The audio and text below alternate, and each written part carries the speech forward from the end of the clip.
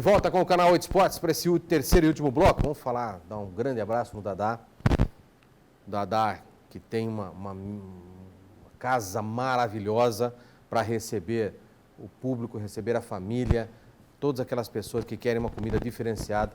É só dar uma passadinha no Dadá. São mais de 50 tipos de pratos quentes, uma mesa farta e variada de saladas e também uma mesa muito gostosa de sobremesa. Para quem gosta daquela sobremesa após o almoço, é maravilhoso. A molecada tem ido lá, comer lá no Dadá. Vou falar uma coisa para você, hein?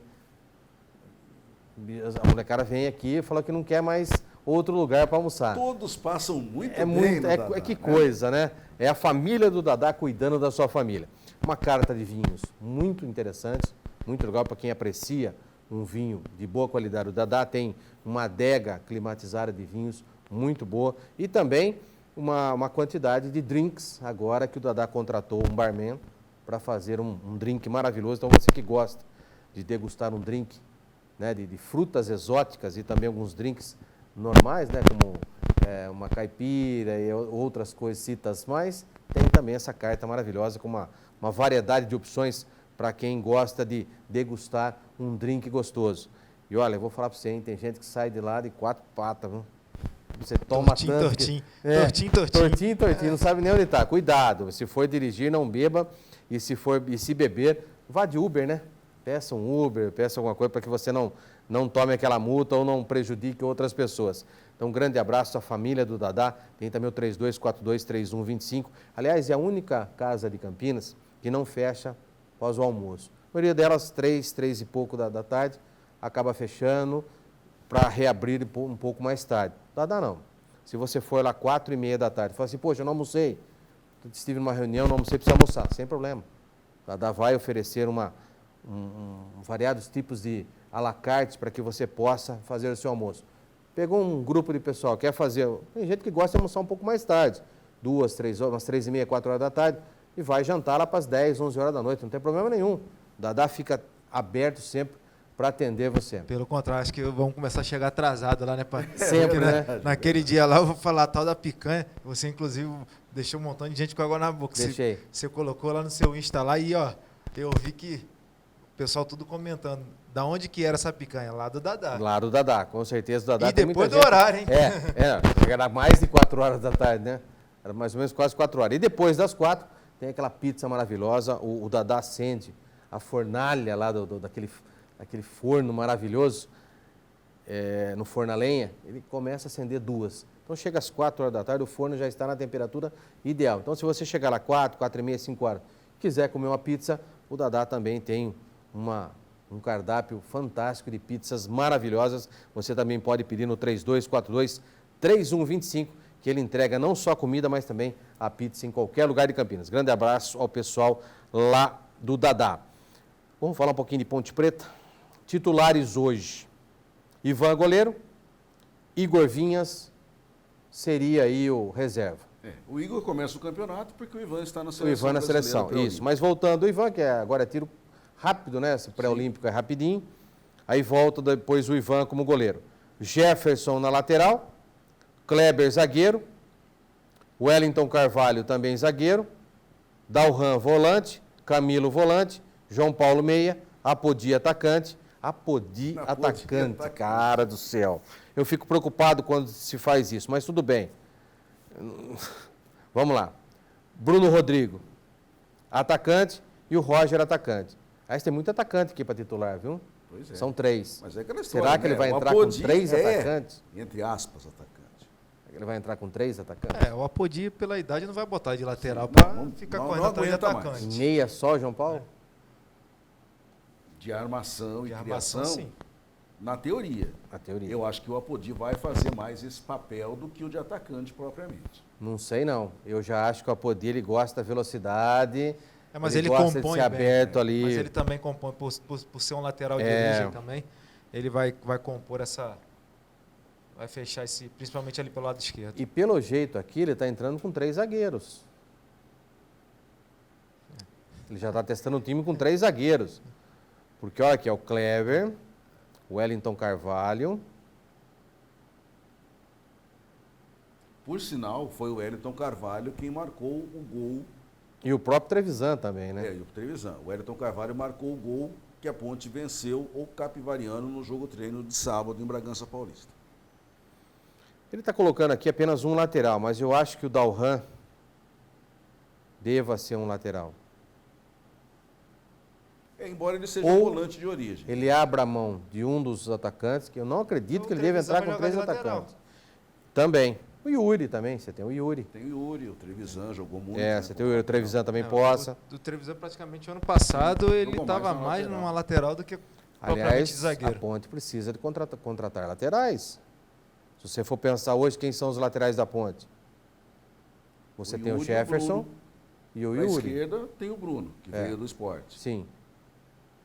Para a direita tem o Jefferson e tem o Matheus Alexandre. O Matheus Alexandre, que já estava lá. Já estava. Eu não sei se seriam opções. E já foi um problema da Ponte com Justamente. muitos laterais. Né? A Ponte tinha vários laterais. Tinha 3 para a direita. Isso. Aí tinha um menino que depois saiu na metade. Era o melhor jogador da Ponte. Era o terceiro melhor jogador do brasileiro. E a Ponte liberou o jogador antes de acabar o campeonato. Ninguém entendeu isso. Né? E mesmo assim tinha dificuldade nas 2 laterais, depois da saída do Abel, principalmente. Então, eu acho que a continua Ponte, o problema. Então, não se preocupou nas laterais, deveria se preocupar e está tratando a lateral como um ponto que ela estaria bem e não está. Acho que ela poderia ter dado um pouco mais em vez de trazer um monte de atacantes que tem, que são 3 atacantes, com mais 6 atacantes tem hoje a Ponte Preta. Poderia ter dado um pouco mais de... Você joga 1, no máximo 2. Você não vai jogar com 3 atacantes. É muito difícil. É difícil. É muito difícil. Aí vem aquela questão do limite de inscrição. A gente Sim, por isso continua mesmo. batendo nessa tecla. Você não vai escrever, por exemplo, 4 atacantes? Mas aí então o que você faz? Você contrata um jogador que jogue mais do que uma posição. Isso. Você contrata um meia, por exemplo, que seja um meia atacante. Por exemplo, o Apodi Apodi pode fazer uma lateral. Isso. Pode fazer né? lateral, pode fazer o Pode ataque, fazer um pode ataque. fazer o meia. O Apodi é um que joga em várias... um coringa, né? Então acontece, você de repente você traz um volante que joga de lateral também, né? Então, assim, por isso, o jogador hoje tem que ter essa mais do que uma função. Analisando friamente essa escalação dele aqui, eu acho que ele começa com a Apodi na lateral direita. Que aqui ele Será? Lateral esquerda. Ele tem uma... presta atenção. Apesar que ele colocou 2 goleiros aqui, ainda falta mais um jogador nessa questão aqui, nesses 10 aqui. Falta mais um. Mas quem? Ele vai colocar um outro lateral aqui? Ou ele vai aproveitar o Apodi na lateral? Eu acho difícil. Eu também não acredito no Apodi como lateral. Sinceramente, não Ou acredito. colocar mais um zagueiro para fazer essa função de lateral? Trevisan, por exemplo. Porque o que acontece, foi o que você falou, de repente ele pode entrar com o Trevisan como um falso lateral, fazendo... E o Apodi... E como terceiro zagueiro, fazendo a cobertura, né, pelo lado direito. Que aí direito. ele tem o lateral direito também, que é um jogador também que... É mais O provável. Igor Vinhas. E é um esquema que ele já O Igor usando. Vinhas não, o Jefferson. O Então Jefferson. você tem, vamos lá, Igor Vinhas, que é o goleiro, Jefferson na lateral direita, Kleber zagueiro e o Wellington Carvalho, os 2 zagueiros. Aí você tem 2 volantes, Dalhan e Camilo, um meia, que é o João Paulo, e 3 atacantes, Apodi, Bruno Rodrigo e Roger. Exatamente. Falta mais um aqui, que tá faltando seria... aí o lateral esquerdo. Que faltando o lateral isso, esquerdo. que seria, ao meu ver, o Trevisan, porque ele não tem, ele só tem o Yuri Sim. como opção. Então, com certeza, ele deve ir com o Trevisan. Ele só tem o que é um Yuri jogador como de opção. confiança, que ele já utilizou na primeira passagem dele, já jogava com ele e terminou jogando como zagueiro Ele titular só da tem Ponte. o Yuri como opção aqui, não tem mais nenhum outro lateral como opção, nenhum. Tem o Matheus Alexandre, mas o Matheus Alexandre está correndo por fora como terceira opção, correndo muito por fora E ainda. outra, é lateral direito. Então, como é que ele vai se deslocar, vai entrar no começo do ano já com uma improvisação? Não, ele não vai fazer isso. Também acho que não. Ele não vai fazer. Então, Eu acho que ele vai colocar um zagueiro, ele vai colocar o pode Trevisan. utilizar o Apodi como Isso. um ala ali. Como vamos um dizer assim, ala. né? Ele Os não 2 necessariamente laterais. ele precisa ser um atacante. Sim. Ele mete um ala, lógico que aqui ele já entrou com 2 volantes fortes na marcação, que é o Camilo e o João Paulo.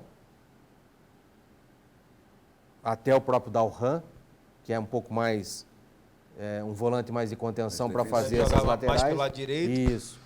E E libera o Apodi, fala, você tem liberdade para Vai. vir, como ele tem facilidade recompor a zaga, ele vai e volta com muita facilidade, condicionamento físico ele tem bastante para isso. Tem. Então ele deixa o Apodi tranquilo e segura um pouco mais o Jefferson. Segura o Jefferson na lateral e pronto, na lateral direita e solta o Apodi na lateral esquerda. Acho que ele deva fazer isso. Eu também acho que ele vai fazer mais ou menos a função nesse sentido aí. Até porque o Apodi era um lateral, né? Então Sim, ele vai ter. Ali não tem problema nenhum. E aí dentro do que for desenhando o jogo, ele pode fazer alguma outra situação. Até mesmo com o Apodi em outra posição. E ele tem algumas opções importantes no banco, principalmente para movimentar do meio para frente. O Vinícius Anocelo, que foi bem em todos os jogos treinos que a Ponte fez, entrando sempre no time B, entrando sempre no segundo tempo. É o homem que pode fazer essa mesma função do João Paulo no meio, se por acaso o João Paulo não aguentar os 90 minutos, ou se ele quiser jogar com 2 homens de criação, dependendo da circunstância do jogo, né? Ele pode mudar o panorama, porque o Zanocelo é um homem que chega mais à frente do que o próprio João Paulo, que já é um jogador que fica mais parado na criação, e o Zanocelo já mostrou que chega bem batendo para o gol, inclusive na própria seleção brasileira já fez isso, na Sub-17, foi um dos destaques, inclusive, no último torneio que disputou, tem condição para isso. Então, ele tem algumas peças, alguns jovens talentos da Copa São Paulo, ele observou e já puxou, já vem trabalhando, está trabalhando com 2 ou 3 garotos da base, também, lógico, para um que se falava muito era o Igor Maduro, né? O Igor Maduro. Que é um volante. Ficou à disposição nos últimos jogos do Brasileiro. Volante, pode ser aproveitado também, de repente. Então, são opções que o Gilson Kleina está trazendo. E ele já falou isso.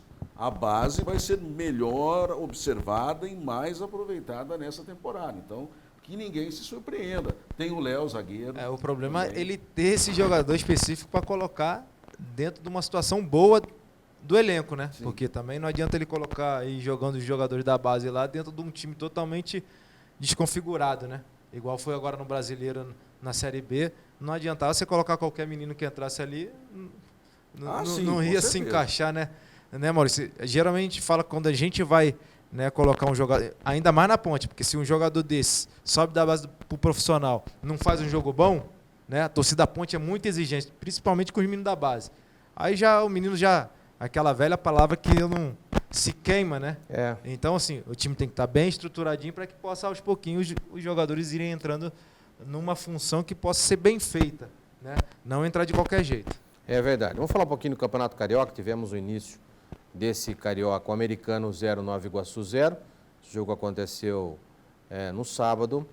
E também nós tivemos Friburguense 2, Ameriquinha também 2. Então foram 2 resultados de empates. Aí na fase de grupos, nós tivemos Macaé 0, Flamengo 0. Aliás, Flamengo com Sub-23. Exato. Precisa tomar muito cuidado. Na verdade, Sub-20, né? Praticamente eles estão jogando. Na verdade é um Sub-20. Na verdade é o time que jogaria a praticamente. Copinha. É o time que jogaria a Copinha. Então, precisa tomar muito cuidado, que se começar agora a tomar os pau, depois lá na frente não consegue se reerguer e vai ficar complicadíssimo. Madureira 1, a Portuguesa do Rio 0. Resende 0, Boa Vista 0. Volta Redonda 1, Botafogo 0. Olha o Botafogo. Que coisa, hein? Mas também jogou com Sub-23. Olha, mas não poucas tem nem também time poucas titular. exceções. Nem time titular não tem. Você imagina o reserva. Vamos pontuar, vai. Acho que uma das poucas exceções foi o Diego Cavalieri, Só. que jogou no gol. Vasco 0, Bangu 0. Vasco também numa pindaíba danada, começo de temporada. E Cabofriense 0, Fluminense 1, dos grandes, só o Fluminense O único venceu. que ganhou. E no finalzinho. Finalzinho também. Isso também, porque o centroavante Perdeu um gol feito. perdeu um gol que ele driblou. Quase que ele driblou todo mundo, só tava ele e o gol. E ele conseguiu chutar a bola em cima do zagueiro. Amanhã nós teremos Madureira e Botafogo, Macaé e Boa Vista. Aí na quarta-feira, Volta Redonda e Cabofriense, Vasco. Já começa com Vasco e Flamengo. Aí que tá a polêmica lá no Carioca.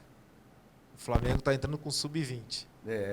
E aí, perguntaram ao Abel, após o jogo em São Januário, que foi o jogo em São Januário, se ele ia entrar com o time titular. Ele falou que não, ia entrar com Sub-23 também.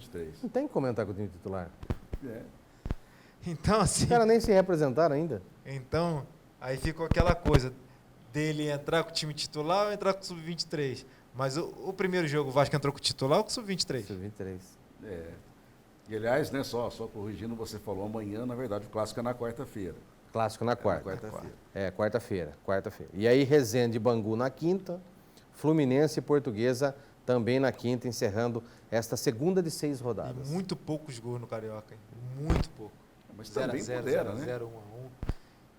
Do jeito que a coisa tá, time sub-23 aqui, sub-23 ali, sub-20 lá, é difícil você querer muita coisa, né? Aí a gente fica, né, Maurício? Pô, que o pessoal não dá a devida proporção que é um estadual.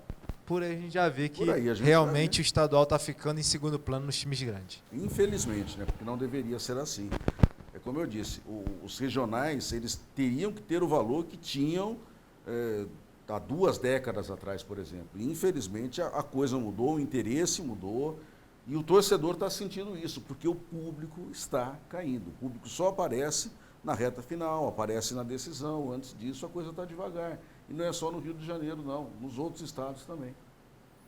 Michael é anunciado oficialmente no Flamengo, 7,5 milhões de euros. Só? Que coisa, hein? Vamos ver se ele vai jogar tudo isso. Bom, eu não pagaria nem os 22 que o Corinthians queria pagar. Ainda mais os 35, 36, 34,5 que o Flamengo pagou, eu jamais pagaria. Por um jogador que ainda é dúvida, ainda é uma incógnita. É aquela história, se ele render pelo que custou, tudo bem, o investimento está de acordo, né? Agora, se não for tudo isso, realmente, quem gastou... Mas se a gente for ver dentro do mercado aí, Maurício, tem muitos assim. Tem vários. Tem um time que é fatídico nessa situação, São Paulo. Sim. Mas como gasta com jogador que... Não, mas que coisa o São Paulo que não trouxe ninguém. Está com dificuldade financeira gravíssima. Vai ter que vender uma das suas 2 joias para poder pagar o que deve, porque senão a crise vai ser muito forte. Fizeram umas besteiras danadas ano passado, de trazer 2 jogadores que hoje é um peso. O Pato é um peso para onde Não, vai, né? O Pato já é um peso faz tempo. Pato... Estou falando dos outros 2. O tal do Juan Fran, principalmente. Não, então... Que já com 30 e pouco... E o volante? Ué, pior, né? Tem mais um... Se a gente for começar a contar aí, olha só como que foi a montagem do São Paulo o ano passado. O ano passado, porque se né? mantiveram. Mas porque alguns jogadores ali que ele pensou deram uma melhorada depois, mas eu quero ver esse time se vai encaixar na mão do homem, né? Que até agora, pelo menos... Até agora nada, Até porque agora viu nos jogos aí, nos jogos treino, que até agora pagaram mais de 20 milhões, não sei, no goleiro.